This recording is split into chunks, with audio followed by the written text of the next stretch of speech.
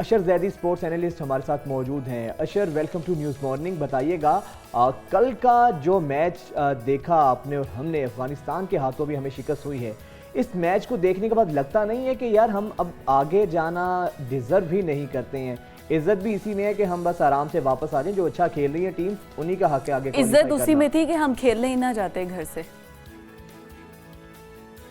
बच्चे गए हुए हैं, वहाँ घूम फिर रहे हैं, रोजाना की टीएडीए मिल रही है। अबरार इतना अच्छा टूर कर रहा है, तो क्या उनका टूर बात है। खराब ना करें, उनको एंजॉय हाँ, करने ये दें। आपने इतना अच्छा पिन पॉइंट किया है ना कि वो टूर के लिए गए हैं, वो क्रिकेट खेलने के लिए नहीं गए। ऊपर से फिर डेली के पैसे भी उन्हें मिले। क्या बात है। असल में जब आपके फोकस नहीं होगा कि आपने कौन सी कमर्शियल करनी है, कौन सा बर्गर खाना है, आप पूरे मैच के दौरान देख लें एडवर्टीजमेंट क्या चल रही होती है। बाबर आजम कहती है लेवल ही और है, मैं तो कहती हूँ उनका लेवल ही और है। कहते हैं लेवल ही हो।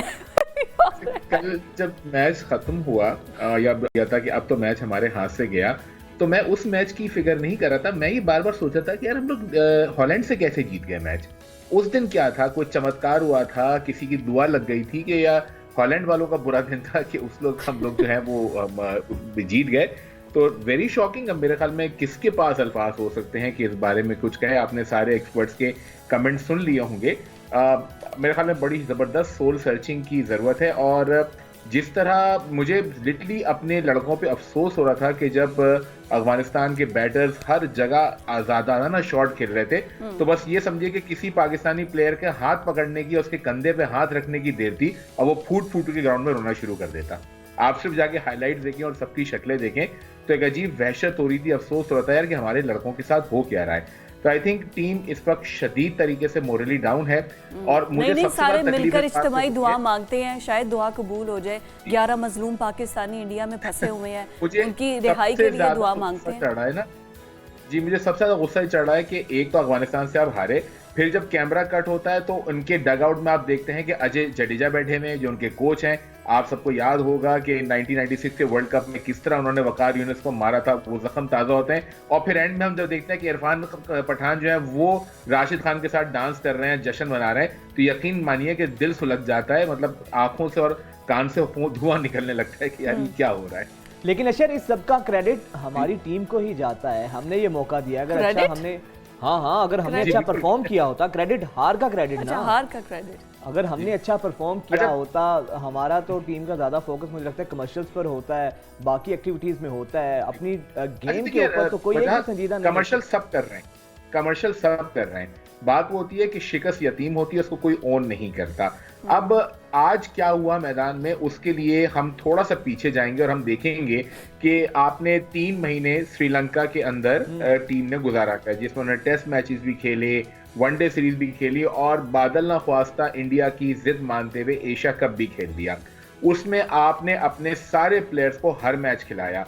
आज नसीम शाह इंजर्ड हो गया, शाहीन अफरीदी का अब तक रिदम वापस नहीं आया, and I am very sure कि शाहीन अफरीदी 100% फिट नहीं है। उसकी एक बॉल भी इन स्विंग हो ही नहीं रही।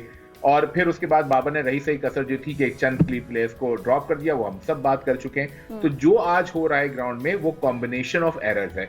आपके लड़के इतने थके हुए, कोई बेंड नहीं कर पा रहा, किसी के पास से बॉल नहीं रुक रही। जिन बैट्समैन को विकेट पे खड़ा होकर लंबा स्कोर करना चाहिए वो अपनी विकेट थ्रो अवे कर रहे हैं। अच्छा, यही बात है। आप देखिए कि बाबर आजम, चले हमारे कैप्टन है, मैं उनकी कैप्टनसी पे बात नहीं करती, लेकिन वो है तो दुनिया के नंबर 1 बैटर। वो more than 1000 days number 1 position पर रह चुके हैं। That was the right time जब वो परफॉर्म करते और पूरी दुनिया को बताते कि आई एम द नंबर 1। उनके पास जितना भी, अब मैच की पूरी हिस्ट्री उठा के देख लें, वर्ल्ड कप जब से स्टार्ट हुआ, even for the Asia cup देख लें, क्या परफॉर्मेंस है उनकी। देखिए, नंबर 1 आप रैंकिंग में तो हो सकते हैं, लेकिन नंबर 1 आप टीम को मुश्किल से निकालने में नहीं हो पा रहे। जावेद भाई कहते जी, जावेद भाई ये बात कहते थे, जावेद मियादाद, कि भाई बड़ा प्लेयर वो है जो मुश्किल वक्त में खेले, जब स्टेक्स डाउन हो, जब आपकी टीम को जरूरत हो। आप जितने नंबर 1 हो, जितने नंबर 2 हो, लेकिन अब जब मैच सावा हो, आप उस वक्त आप टीम को ना निकाल सकें भंवर से, तो फिर सॉरी टू से आप बड़े और ग्रेट कैप्टन नहीं हो सकते। अगेन दूसरी बात जो मुझे ट्रबल कर रही है वो आप देखें कि हमारे बैट्समैन आउट किस तरह हो रहे हैं। हाइलाइट्स देखिए, अब्दुल्ला शफीक को बहुत जबरदस्त बॉल मिली थी, लेकिन उसके अलावा जितने प्लेयर्स हैं उन्होंने अननेसेसरी शॉट खेले। इंडिया के खिलाफ मैच में भी, ऑस्ट्रेलिया के खिलाफ मैच से भी तो लड़के स्टार्ट ले रहे हैं, अच्छा कर रहे हैं, लेकिन आगे जा नहीं पा रहे हैं ना। मेरे ख्याल में जो सबसे बड़ा कंसर्न है वो एक फील्डिंग है। आप ऑस्ट्रेलिया के खिलाफ मैच देख रहे हैं, ऑस्ट्रेलिया ने वो मैच सिर्फ और सिर्फ फील्डिंग की वजह से आपसे जीता है, ठीक है जी, वो आपसे लेके चले गए थे। यहां पर मुझे सबसे बड़ी प्रॉब्लम आ रही है कि आपके बॉलर्स, अब सीधी सी बात है, वो थके हुए दिखाई दे रहे हैं, उनके अंदर दम नहीं है। हारिस रऊफ जितने भी बड़े नाम हो, वो 4 ओवर्स के बॉलर हैं। तो बेसिकली जो आपको प्रॉब्लम यहाँ दिखाई दे रही है कि आपकी टीम शदीद ज़हनी और फिजिकली तौर पे थक चुकी है। अरमान हफीज इंडिया के साथ तो ये चीजें समझ में आती थी, अफगानिस्तान के साथ खेलते हुए भी हम इतना डिफेंसिव होकर खेले हैं, बॉडी लैंग्वेज हमारी इतनी ज्यादा अपोलोजेटिक थी, हमें अफगानिस्तान के साथ तो कम से कम ऐसा जेस्चर नहीं जाना चाहिए था। इसकी क्या वजह आपको लगती है? मैंने आपसे भी बात कही थी ना कि अगर कोई कंधे पे हाथ रखता प्लेयर्स के तो फूट के भौं करके रुकते।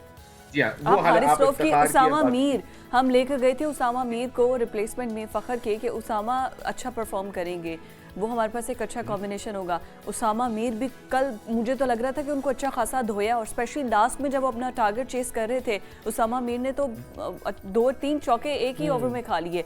हारिस रऊफ ने इतने वाइड दिए कि उसके बाद हारिस रऊफ की शक्ल से लग रहा था कि उनसे मजीद ओवर होंगे नहीं, वो इतने ज्यादा थके हुए थे।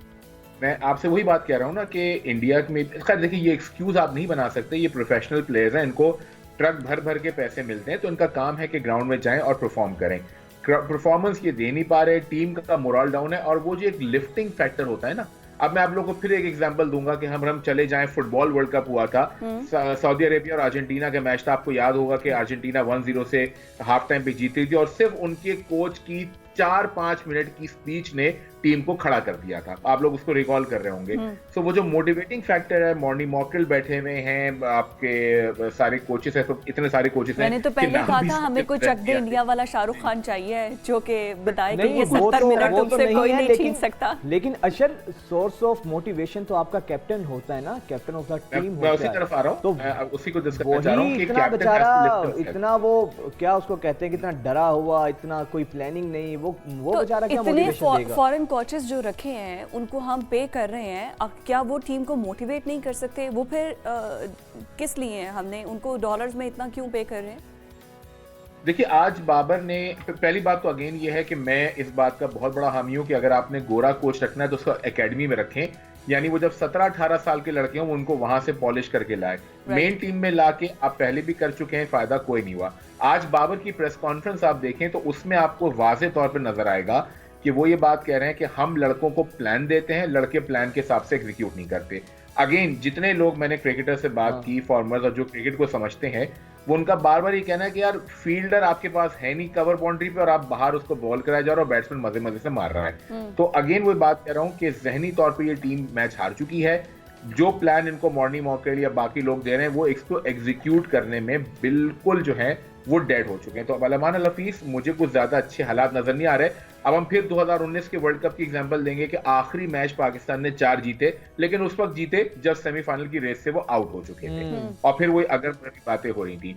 तो यहाँ भी अब बांग्लादेश के खिलाफ मैच है, और भी अगले टफ मैचेस आ रहे हैं। आई डोंट नो क्या हाल होगा। मुझे तो लग रहा है अब जिस मैच का मुझे इंतजार है वो पाकिस्तान और इंग्लैंड का है कि दोनों नीचे लगी हुई टीमें। ये बता दें कि अब अगर हम चारों मैचेस अगले जीत जाते हैं तो वही एक चारा है हमारे पास आगे क्वालिफाई करने का, अदरवाइज हम तो आउट हैं इसी, वो भी अच्छे रन रेट से मे बी।